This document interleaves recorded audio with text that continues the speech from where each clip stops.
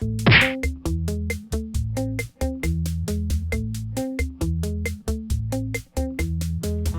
hello everyone, and welcome to the Stanley Parable, which I've been told about, and apparently it is a very good. Actually, I wrote about it in an essay for university, but we won't talk about that now. I seem to have defected this very strange accent as well. One thing I should mention at this moment is that I am by myself this time. I'm trying something new, and I am alone.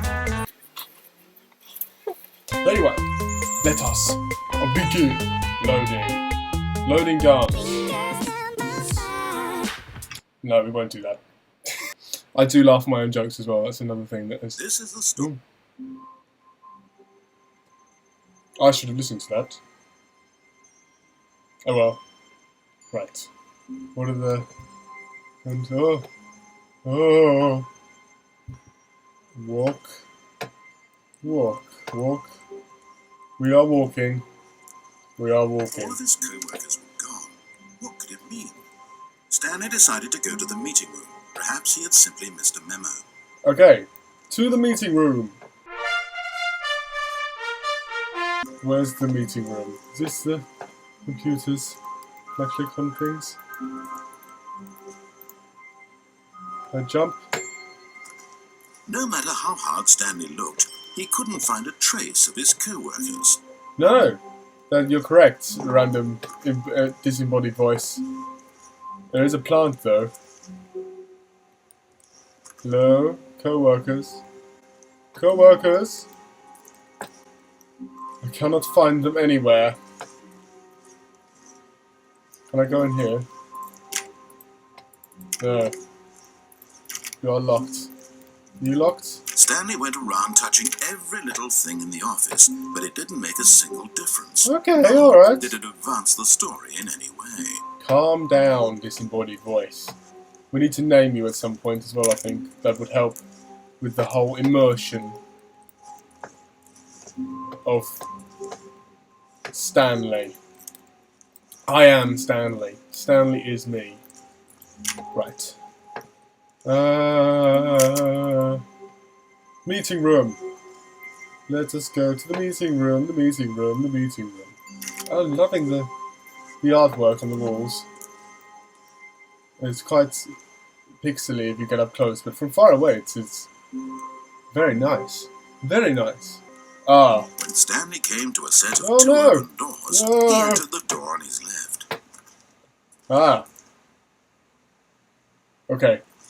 I will do that. I'm going to follow my storyline to the letter. And try and... what time is it? Oh! 25 past... That took me too long. 25 past 11. That took me way too long to read the time then. Oh, what's in... Oh, what's... Letters. More letters. All the writing that you can... Ah. Yet there was not a single person here either. Feeling a wave of disbelief, Stanley decided to go up to his boss's office, hoping he might find an answer there. How to solve a dispute with a co-worker. Let it ball up inside you. Take it out passive-aggressively on another co-worker. Ooh. Well, this is just a bad presentation. It doesn't give me enough time to read any of that nonsense. The future was yesterday. Tomorrow is now. Ah! That's all that works. Stanley stepped into the broom closet, but there was nothing here, so he turned around and got back on track. I disagree with you, disembodied voice. There's lots here, look. There's masking tape, gaffer tape, and... There was nothing here. No choice to wrenches. make, no path to follow. Just an empty broom closet. No reason to still be here. There's only one broom. Hello? Okay, let's continue. Someone needs to get a decorator in here as well, because this is just... Cream. I'm wearing cream, but that's besides the point. Coming to a staircase, Stanley walked upstairs to his boss's office. No. No. I'm going to go downstairs. Hello? Hello? But Stanley just couldn't do it. He considered the possibility of facing his boss, admitting he had left his post during work hours. He might be fired for that. And in such a competitive economy, why had he taken that risk? That's true. All because he believed everyone had vanished. His boss would think he was crazy. And then something occurred to Stanley. Maybe, he thought to himself, maybe I am crazy. All of my co-workers blinking mysteriously out of existence in a single moment for no reason at all. None of it made any logical sense. And as Stanley pondered this, he began to make other strange observations. For example, why couldn't he see his feet when he looked down? Why did doors close automatically behind him wherever he went? True. And for that matter, these rooms were starting to look pretty familiar. Were they simply repeating? No, Stanley said to himself, this is all too strange. This can't be real. And at last, he came to the conclusion that had been on the tip of his tongue. He just hadn't found the words for it. I'm dreaming! This is all a dream. Dreaming. What a relief Stanley felt to have finally found an answer, an explanation. His co-workers weren't actually gone. He wasn't going to lose his job. He wasn't crazy after all. He thought to himself, I suppose I'll wake up soon. I'll have to go back to my boring real-life job pushing buttons. I may as well enjoy this while I'm still lucid. So, he imagined himself flying and began to gently float above the ground. Oh my god! Then he imagined himself soaring through space on a magical star field, and it too appeared. It was so much fun, and Stanley marveled that he had still not woken up. Oh my god! How was he remaining so lucid? Magical. And then perhaps the strangest question of them all entered Stanley's head. One he was amazed he hadn't asked himself sooner. Why is there a voice in my head dictating everything that I'm doing and thinking? This is so meta Now now. the voice was describing itself being considered by Stanley, who found it particularly strange. I'm dreaming about a voice describing me, thinking about how it's describing my thoughts. Holy shit. And while he thought it all very odd, and wondered if this voice spoke to all people in their dreams. Right, this is definitely the same room. Of course, this was not a dream. How could it be? Was Stanley simply deceiving himself? Believing that if he's asleep, he doesn't have to take responsibility for himself? Stanley is as awake right now as he's ever been in his life. It's the same rooms. Now hearing the voice They're all the same rooms. Oh my god. He knew for certain, beyond a doubt, that this was in fact a dream. Did the voice not see him float and make the magical stars just a moment ago? How else would the voice explain all that? This voice was a part of himself too. Surely, if he could just... He would prove it. He would prove that he was in control. That this was a dream. I'm in control. So he closed his eyes gently. Oh no! He invited himself to wake up. He felt the cool weight of the blanket on his skin. The press of the mattress on his back. The fresh air of a world outside this one. I feel it, man. I feel it. Let me wake up, he thought to himself. I'm through with this dream. I wish it to be over. Let me go back to my job.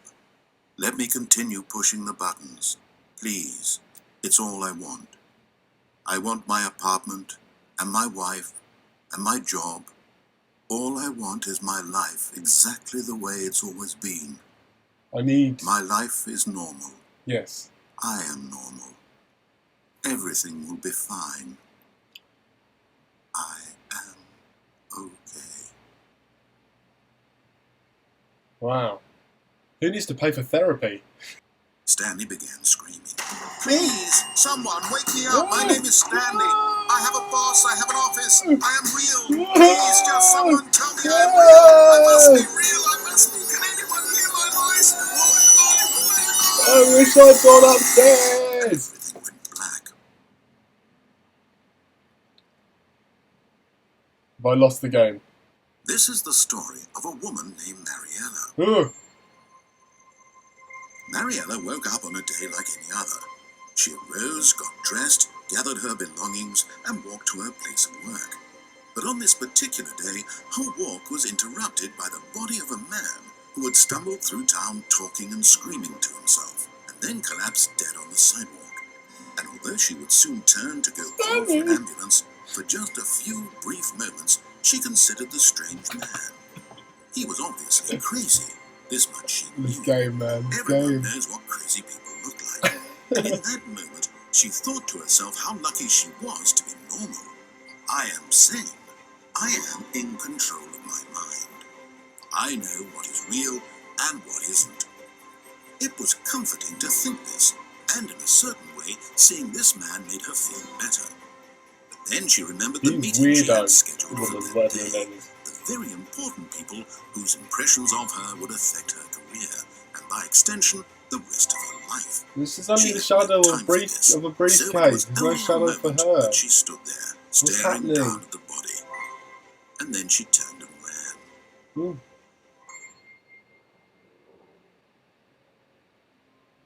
All of this just from going downstairs, man. All of that just from going downstairs. I know what I'm doing next. Man, oh man. All of his co-workers were gone. What could it mean? Stanley decided to go to the meeting room. Perhaps he had simply missed a memo. Okay, I'm doing exactly as you say, because that was freaky shit. Straight to the right, man. Stanley came to a set of 2 open doors. He entered the door on his left. Yeah. Maybe I just rebelled too late on in the game. Yes. I'll never learn my lesson. Well, perhaps he wanted to stop by the employee lounge first, just to admire Freedom! Yes, truly a room worth admiring. It had really been worth the detour after all, just to spend a few moments here in this immaculate, beautifully constructed room. I agree. Stanley simply stood here, drinking it all in. Beautiful.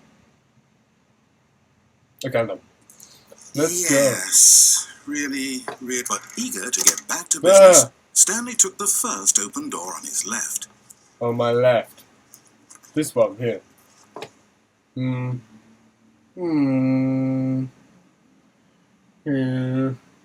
Well, there's definitely another door through there. So that's not immediate death. Yeah, okay.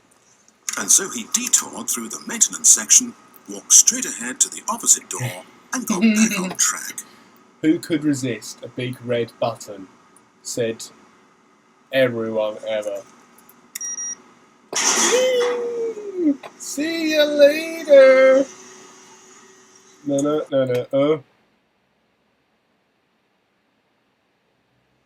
But Stanley didn't want to go back to the office. No. He wanted to wander about and get even further off track. I do. So now in order to get back, he needed to go, from here it's, left. Left? Okay, I agree. That is fine. Oh, no. No, it's to the right. My mistake. Okay. No, not the right. Why would I have ever said it was to the right? What was I thinking? What a plan. It's clearly... Oh dear, would you hold on for a minute, please? Let's see. We went down, right, left, down, left, right. Yep, okay, yes. I've got it now. This story is absolutely, definitely this way. A van. Down this way. Oh. No. This isn't right at all. You're not supposed to be here yet. This is all a spoiler. Quick, Stanley, close your eyes. Okay. We just have to get back to, who am I kidding? It's all rubbish now. The whole story completely unusable. How about, rather than waste my time trying to salvage this nonsense, we'll just restart the game from the beginning. This time, suppose we don't wander so far off track, Okay, from the top. Walking along and I see me, all geared to the 90s, that shoots me in the head with one shot. That's happening now. NSP, we just have a fight.